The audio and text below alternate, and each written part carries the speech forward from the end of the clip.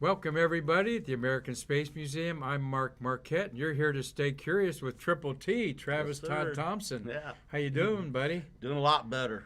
Yeah.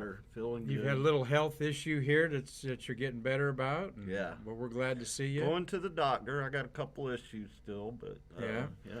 Well, we all do, and so important to get your checkups when you're senior citizens. We can't believe we are, but I know. here we are talking to Triple T, was the lead of the White Room astronaut Closeout crew. He put 355 astronauts rode the space shuttle, or different human beings, actually. Yeah. Imagine that. Of course, he doesn't know them all because you don't know everybody who's in your high school class, but he knows 40 or 50 of them pretty good. Yeah. And we're going to talk about a birthday guy here that's quite unusual in the core of the astronauts. He did 6 missions in 7 years. Probably won't top that. We'll save that for a little tease here. But we wanted to welcome everybody to our Hyatt Place studios here inside the American Space Museum in downtown Titusville. Hyatt Place is where you're going to want to stay. In fact, Marty Winkle, my co-producer for 2 years and good friend, his son's family's staying there over the weekend on spring break. Good deal. And so we'll get a full report from them about their beautiful new hotel, Hyatt Place, Kennedy Space Center. It's right at 405 that goes into Kennedy. Well, good, because I had a guy today emailed me. He said he's coming down here for our April event, and he's looking for a hotel. So now Good. Well, the April event's at this hotel. We're happy Yeah. for Robert Carmody and Dana. They're taking good care of us, and we're going to make this our home away from home, Travis. Cool. The Hyatt Place there, about 4 miles from us here on Route 1. So I think it's about Excellent. only 3 miles away, just past 50 there. right. And speaking of our April event, we just set out a news release today, hours ago, in fact, with a beautiful evening picture of a shuttle on a pad taken by Tom Usiak. Hi, Tom. And his brother Mark's heading down here for the rollout of SLS next week. Yeah, wow. But this is our flyer for the golden anniversary of the dawn of the space shuttle era that we're going to celebrate 50 years when the U.S. Congress approved $5.5 billion, Travis, Wow. to build the space shuttle in 1972. Of course, it took 9 years later we launched the first one. But we've really got an all-star cast assembled here of 3 launch directors: Jim Harrington, Bob Seek, Mike Leinbach, Right. Jay Honeycutt, KSC director, are all huge names. wants to be involved. Yeah. And we got you involved there. The master of ceremonies is going to be none other than Hugh Harris, 89-year-old Hugh, voice of NASA. Yeah. And we got Terry White, Dean Schaff, and Gene Wright coming to share their stories. And we'll have Ken Havicott there with his space memorabilia, a couple other vendors, including J.L. Pickering and John Bisney. Have got a new book out on the shuttle. So big doings, April 16th. Saturday, that's Easter Saturday, where we're partnering with the Astronaut Memorial Foundation. Okay. So you'll be hearing more about this. But book a flight, come down and see us, and rub elbows with these what we call national treasures, like Travis, because they truly are. They did things for our country that has kept us safe, improved society as a whole with the inventions that have been done. And then you add the pride of this International Space Station orbiting the Earth right now with 4 Americans, 2 Russians, and a German on there, living life like we should in harmony. Yes. Well, Travis, we've got the shuttles of March to celebrate, and since I seen you March 1st, we have got STS109 is still doing a Hubble upgrade mission with Columbia. An astronomy mission, STS-63 with Endeavour, is orbiting the Earth in 1995. Then we've got STS-62, which was a science mission in Columbia in 94. And 102 swapped out the first International Space Station crews. Expeditions 1 and 2, we'll talk about that here in a minute. But launched today, Travis, in 2008, March 11th, you were involved with you were probably yawning or taking a nap right now 12 years or 14 years ago, because that launch Well, there you are. Cool. Up in the White Room. We're going to talk about the launch of STS-123 in Endeavour here in a minute. But there you are in the White Room to show people that you're working up there. And we recently had this White Room suit of yours in our auction Saturday. Why don't you tell people what somebody bought that for? $4,750. I could not believe it. I'm blessed. Thank you so much. Yeah. I needed it, so. And they got almost $5,000 somebody bought this for. I forgot to look up who, but they're the proud owner of Travis's Closeout Crew uniform there. I'm very grateful. There's only a couple of them in existence, and in our auctions, we split a percentage with the consignee like you were. It's very healthy. So I'll be expecting you to take Marty and out to a nice meal here. We can do that. Pretty soon. All right, buddy? Appreciate that. But we got your suit sideways in there. Sorry I didn't correct that picture. But this is your uniform at the Udvar Hazy Center in Washington, D.C. that we went and dedicated something there. Crazy. And so as we speak, Travis is being on display there in a mannequin style. Yeah. Well, we got a happy birthday here, Travis. Happy birthday to Curtis Lee Kurt Brown Jr. Happy birthday, Kurt. And he is 66 years old 66. Today. Born March 11th, 1956 in Elizabethton, North Carolina. A veteran of 6 flights, the only spaceman to fly 6 missions in 7 years. Yeah. He was 3 times a pilot and then 3 times a commander. Now, usually you're a pilot twice at least. At least. And then a commander. So, I don't know. I haven't heard too many 3-time pilots in there. But then 3 times commander, 6 flights, 57 days in space. He was on the Space Lab J, his first mission. Then had an Atlas atmospheric lab. But he's probably best known for being the commander of STS-95 in 1998, which was John Glenn, 77-year-old, his second flight. Yeah. And tell us a little bit about that flight, Travis. It was kind of a double-edged sword for the crew because all the attention Glenn was getting. Glenn was getting a lot of attention. The media, I think if I remember correctly, Kurt even said, there's 6 more of us up here, right? Yeah. It's because it was getting on their nerves a little bit, and it was kind of distracting. Everywhere Glenn went, there was a horde of photographers, so. But you had an important science mission to do on there, doing space shuttle techniques and so forth, bioexperiments. There is a birthday boy, Kurt Brown, a junior. I'm going to look up and do a program one day about how many astronauts are juniors or named after their family, or like Ed White II. Yeah. It's a phenomenal number, actually. Marty, you noticed that too. There's a lot of astronauts are named after their father. Most of firstborns. And lots of firstborns. I think all the Mercury astronauts were firstborns. Most of the a lot of single, That's single interesting. kids in there, and a lot of juniors in there. So happy birthday, Kurt. Yeah, happy. His 6 flights in a 7-year period are not likely to be equaled anytime soon. He and his wife Mary live in Hudson, Wisconsin. All right, and Christopher Mick lives in Hudson, Wisconsin. So Christopher Mick, if you've encountered this great astronaut, let me know.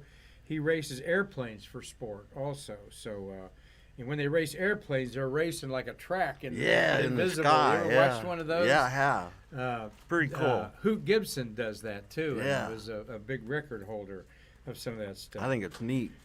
This is a very experienced U.S. Air Force colonel with weapons and tactical missions and all kinds of test pilot school at Edwards Air Force Base. I thought he was Air Force. So happy birthday to you, Kurt Brown. He's 66 years old. Life's just beginning. Happy birthday.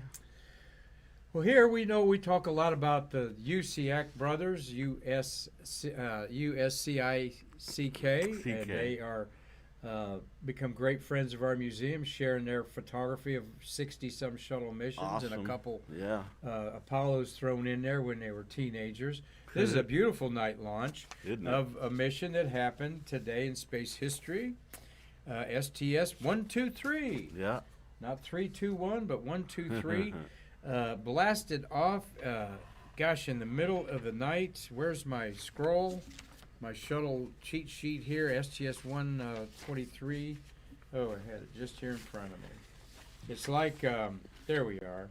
2:28 a.m., Travis. 2:28, okay. So how bright-eyed and bushy-tailed were you in that white room at 2:28 at 2 a.m. when you're putting them in the spacecraft? It was hard to be bright-eyed and bushy-tailed, but my problem was the 3 days prior to launch, I had to be on day shift to do certain things and certain meetings and stuff. So I couldn't really, a week ahead of time, I couldn't, change my shift because I had other stuff to do. Plus, I also ran the forward shop. So there was always paperwork to do, or things to order, or check things that are coming in. I had to get my guys to check out the radios the day before launch from logistics. We got a lot of stuff to do. So, that was a big part of it, and you just had to suck it up. I'd try and take a nap before I'd go in. Yeah, Marty Winkle, who worked on the launch process systems, when we were having a little pre-production meeting here, said that, you take a nap or something when you can grab it there. Because Marty, like you, it's probably hard to do what you were doing in the day to handle a launch, right? No, I was tough. You were stuck? I was tough. Oh, okay. Didn't bother me. All right, didn't bother him. He was tough. He's tough, he said. Marty, we got a question? Yeah, Robert Law wants to know, will we be doing a broadcast on April 16th? Good question, Robert. Yes, we are going to broadcast our golden anniversary of the dawn of the space shuttle era.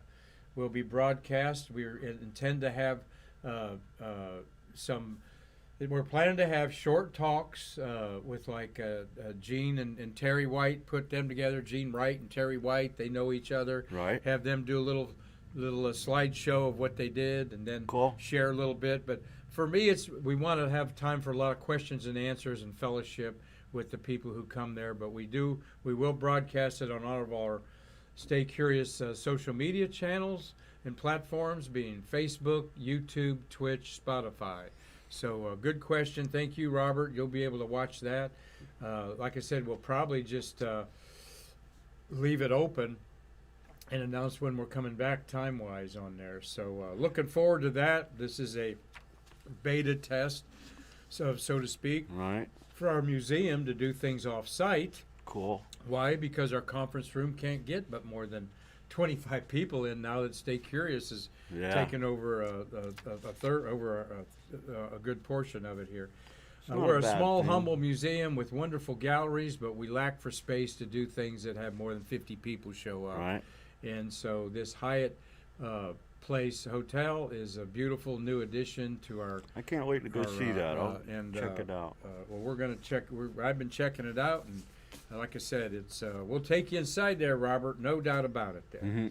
Well, what have I got behind me here on our green screen? I've got Dexter. Dexter. And who's Dexter? All right, move your head a little bit. You see the arms of like a stick figure person, and that's what Dexter is. It's an artificial robot made to. It's got this big box over my head, and then where Travis is, it's got a attachment there that you can see, can grapple things and so forth. Thank you, Travis. This is part of the Japanese. No, this is our. I think Canada may have built Dexter. Correct me. Yes. After docking, the pallet carrying Dexter was moved out to mobile base station by Canada Arm. Okay, by the Canada Arm. So I'm not sure if Dexter is a Canadian-only thing, but they still use it. It can do things so they don't have to do a spacewalk. It's actually on a track that goes up and down one of the trusses of the space station. And I remember looking at it, and that thing was pretty neat looking. Was it? Yeah. We saw it in the While they space were getting ready station to- processing facility. Yeah, they were getting ready to. How big Get is ready. it? 8 feet or 6 feet? More like 6, I think. Uh-huh. If I remember. Let me get some rocket fuel there, Travis. We're Yeah. talking, of course, with Travis Thompson, the lead of the Closeout crew up there putting the astronauts in. How long did you have to put those astronauts in their seats? 50 minutes, 50 5-0. Whether it was 5 or 4 or Yeah, 7, right? Yeah, it's on the schedule. And you kept seeing Kurt Brown over and over and Yeah, I over did, in the I did. 1980s there. I mean, did he bring you flowers or something the No. last time he was up there? Not at all. No, not at all? Okay. You say he's kind of a no-nonsense guy, right? Definitely, yeah, I would say that. Definitely say that. Yeah. You didn't take him down to King's Duck Inn No, anytime, no, did you, no. there? But how about we had a wonderful conversation Wednesday with astronaut Jim Adamson. Please go back and watch that conversation on Stay Curious. Yeah. Jim Adamson is such a humble astronaut that he probably doesn't even know where his astronaut pin is. Oh, my 'Cause- Lord. Not because he's absent-minded, because he's just it's just not who he Not is. who- He's a very but we got a question asked about you if he had any tales. Anything to say about you, and he said he Yeah. couldn't tell those tales, Yeah. Travis. So I figured he might have gone down to King's Duck Inn for a beer with That's you, too. possible. That's possible. Well, he wouldn't mind you ratting him out there. But yeah, what a wonderful guy. Great. Thank you for supporting our museum, Mr. Jim Adamson. And you know, he was responsible, Travis Adamson was, under Jay Honeycutt's directorship, of taking the shuttle processing time from 80 days down to 50, Right. cutting 30 days off of Yeah. that. Do you Out of the remember that? processing, yeah. I don't remember exactly how they pulled it off, but A lot of it, he said, was just communication and not double scheduling things in Yeah. the orbital processing facility, where your crew might come in to work on something and there's a scaffold up Yeah. where you want to access exactly. to. Yeah, because you only get access at your certain time, you know, and that it's quite possible. Yeah, that just needed to talk. Shops needed to talk to each other a little better, you know. Well, like I said, Jim Adamson, just a great, he was a tremendous asset to our space Oh shuttle yeah, era. definitely. Marty? You mentioned, you asked him if he's going to write a book. What his comment was, no way. Yeah. I said, "You got to write a book," and he actually went, "No way." He goes, "No way. I don't want to be any part of a book." And Wow. but his book would be a lot about the administration side. He Probably. Yeah. was instrumental in putting Rockwell, Boeing, who else together, or Lockheed Martin together under one umbrella as United Space Alliance. He was the first coup. Yeah. Chief Operating Officer Jim Adamson. Can't talk about him enough. He's not here, but he knew you, Triple T. Oh, yeah, he, cool. He knew you. There. And also, we talked about rocking mustaches. Okay, Because good. he's always had that mustache. Yeah. And he said when he got out of West Point, you couldn't have a mustache, and he grew one right away when he got out As of soon as West Point. But Marty, when he was an instructor at West Point, I wonder if they made him shave it. When he was a plebe, he had to, but You could have a mustache wife or a horse. okay. You could not have a wife. You could not have a mustache, a wife, or a horse at West Point. Oh, Marty wow. says. But he's a Marine. Hoorah. He could have it all. Yes, sir. Yes, He's sir. Army. Huh? That was the Army? Yeah, he was in the Army. I said, but you were a Marine. You could have it all. Yeah, that was the Mhm. Army. Yeah, no, it's the Navy and the Marines that get Yeah, that. mixed up all the time. Okay, who's really who? You don't get mixed up. It's just the Marine Corps is the men's department of the Navy. There you go. Marty says we don't get mixed up. The Marine Corps is the men's department of the Navy. I get it. You couldn't tell John Young that probably, though, one of our No. great Navy guys. Well, there is UCAC's beautiful night launch of STS123, Isn't that cool? delivering Dexter and the Kibo. Very cool and important segment of the International Space Station. Yeah. That is a Tom Usiak photograph there. Look at that reflection. Beautiful. You know right where that camera was. No, Yeah. you know where that was? Uh-uh. That was on top of the VAB. Oh, was it? Yeah, that was on the VAB, so Mark probably took that. up there. They'll correct me when I'm wrong. Yeah. And Mark Usiak's on the way down right now, trying to get away from a snowstorm in Pennsylvania to see the rollout. Can't blame him for that. But I hope it's okay that they had a low cloud ceiling like that to go into, but it wasn't much for the families and disappeared. Spectators to watch, right? Yeah, it just disappeared, but you could still see the glow. That was kind of cool. It was a little different, 2:30 in the morning, then about this time you're going, whew, everybody to their cars and let's go to bed, huh? Well, I had to go to crew quarters for another hour and what'd you do there? Do for a another debrief. Hour?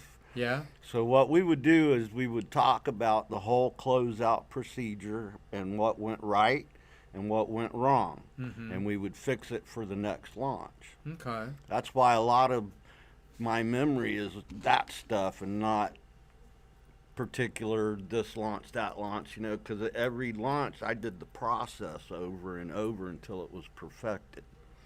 But you didn't go home after launch. If you did, it would take you 2 to 3 hours. Yeah. That's a good point. Yeah. Marty said you didn't go home because the crowds on the highways. Yeah. You'd have to find something to do anyway. Yeah, by the time I got out of crew quarters and got to my vehicle, and then it was hours later, so it was a little better. But Marty's 100% right. You didn't want to leave right then. You have to stay on the clock and get paid. Yeah, that.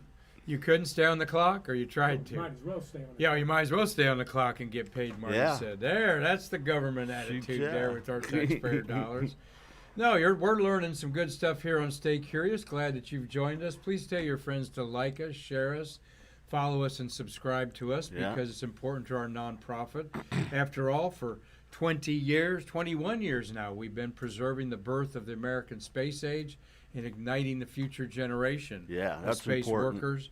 That's what our museum's about with our STEAM education. We've got an event going on Saturday with Darren Roberts, our education coordinator. He's got a wonderful program he's working on here in the room with us for a bunch of kids Saturday. And this is important to us, the outreach to show them science experiments, real-life situations that apply to our space program. Yes, Marty, a question. Yeah, Mark Usak asked what kind of things went wrong. So I'm not sure what he's talking about. Well, okay, Mark's asking in your follow-up, what kind of things would you find that would go wrong, and I'll follow up. Hopefully they didn't repeat themselves. It was always something new. Yeah, it was usually something new. I mean, the procedure, the book was pretty self-explanatory. It was a done deal, and you had 50 minutes to put them in. Your book you're talking about, you have a manual that tells you every minute where you should be, correct? Yeah, I took 7 volumes of the launch book, and I'd condense it down to one book, and that was my book for launch. So I'd follow everything as good as possible, but we would have maybe a light bulb go out on a switch in the panel that we had to fix. Okay. And I'd carry stuff like that. And, maybe the flight crew might have got something mixed up and somebody had the wrong glove or hat or something, so we'd check all that.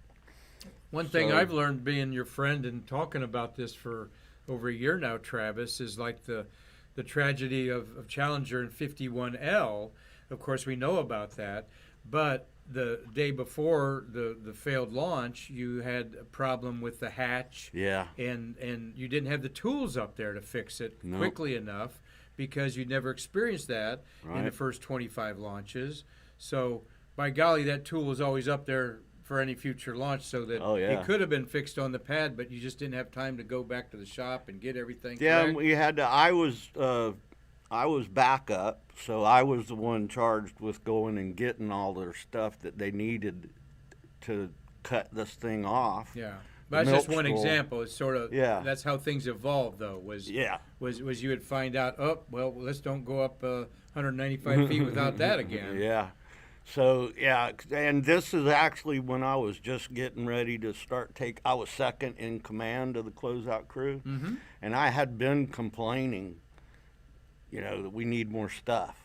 And then that incident triggered us being able to get our own Closeout crew truck and several new tools, and we had drills and stuff that we, you know, that was when we did 100% better than, you know, we were more prepared after that launch. Well, and you did it 135 times, and what is very interesting, talking with Jim Adamson and Jay Honeycutt, who was here with him, and we're going to have Jay on our program again here soon. That's cool. KSC launch director, and he wants to be a good friend of our museum. Good. They both commented that the shuttle in July 2011, the last 3 missions they weren't flawless, because a complicated machine could never be that, but they were as smooth as they had ever been. Right. And so you didn't have many lessons learned towards the last missions. They were all pretty good. Plus, we had, you know, the flight crews were all Very squared away, and been there, done that kind of thing. Yeah. So it went really well. Jim Adamson said that, and he's been in all kinds of councils and meetings all his life, that they really could have kept a commercial shuttle going that could have paid for itself. Yeah. Which you're talking $500 million, $500 million a launch is one of the bottom line things who's you paying draw. for that? Well, some companies, you know, might have been, but so. I think if I remember right, it was 400,000 just for tanking. Yeah. Something like that. Most of that is the fuel, for sure. But that was, well, we had another, we're looking at a beautiful launch there. We want to look at the STS123 logo there that has Dexter on there, and the Kibo on the robotic arm of the shuttle is the Kibo laboratory that we're going to see here in a minute or two. 123 was towards, of course, 2008. The space station was almost complete. Okay. And this was the longest space mission of a shuttle.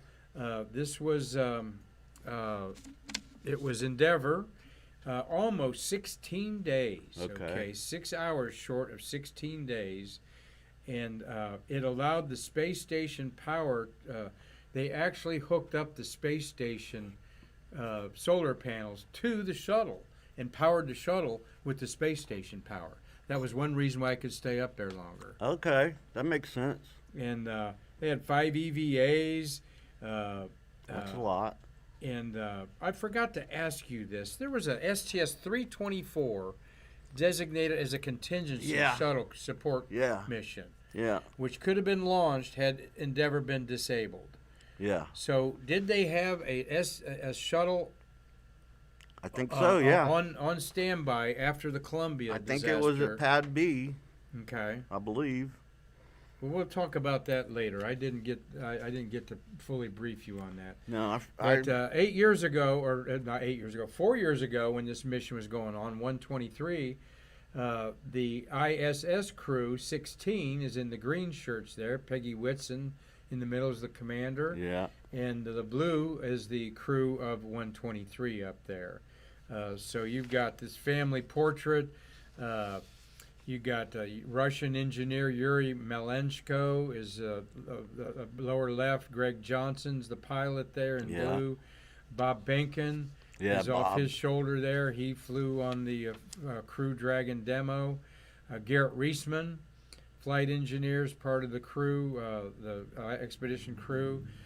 STS commander was Dominic Gorey. He was on his 4th and last mission. I remember him. There's Peggy Whitson, who was the ISS commander. Love Peggy. ESA flight engineer Leo Pold Reihart's ESA. You got Mike Foreman and Rick Lynn. And Japan, Tako Dao. So you had USA, Ihart, not sure where he's from, which European country.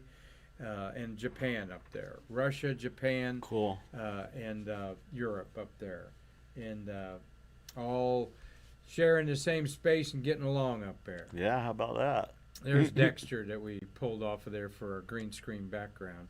But this is a beautiful close-up of the Japan Kibo laboratory that, though there's not a Japanese astronaut up there right now, we heard from our good friend Alex Carl. Hi, Alex. He's a European Eurocom for the European Space Agency. We talked to Alex a couple weeks ago in Cologne, Germany. And he even said that other astronauts will do Japanese experiments in the Kibo module if there's not a Japanese astronaut up there. But what we're looking at is the one platform on the right that is an outdoor porch that experiments are ushered in and out through, of course, a safe airlock to put things out there. And how cool is that they can actually put things out in space and test them and then bring them back in. And that is an important asset of the Kibo Lab up there that has been up there 4 years. Doesn't seem like that long a time. It seems like it's been up there a longer time. Wow. But that's one of the newer modules put up there. Now we want to segue, Travis, to a mission 102 that was launched March 8th this month. We've got 10 shuttles launched in March that include 8 women, 51 men, and 8 women were launched in the month of March. That includes Columbia 3 times and Discovery 3 times in March. I shouldn't talk away from the microphone, Mark. I hope you're picking me up. But this was a historic 21 years ago is when we swapped out the first expedition crew in the white Soviet suits there for the people on the lower right there in the